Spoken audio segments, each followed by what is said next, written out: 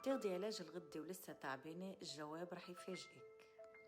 كتير ناس بيفكروا إنه الدواء هو الحل الوحيد، ولكن للأسف عم بيضيعوا وقتهم وطاقتهم ومالهم وما عم يتحسنوا أبدا.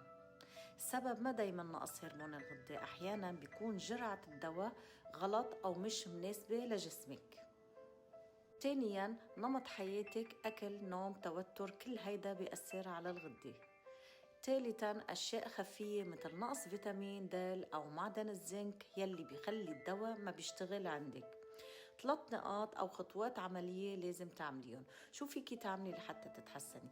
راجعي طبيب مختص يضبط لك الجرعة بالضبط، اهتمي بالأكل، بالنوم وتقليل التوتر، اعملي فحص نقص الفيتامينات والمعادن يلي بتأثر على الغدة.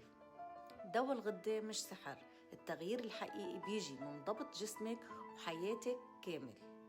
إذا حابة تعرفي أكتر وتبلشي صح، اكتبيلي كلمة مهتم بالكومنت أو راسليني خاص، وتابعوني لحتى توصل لك كل النصايح عن الغدة الدرقية والطاقة اليومية.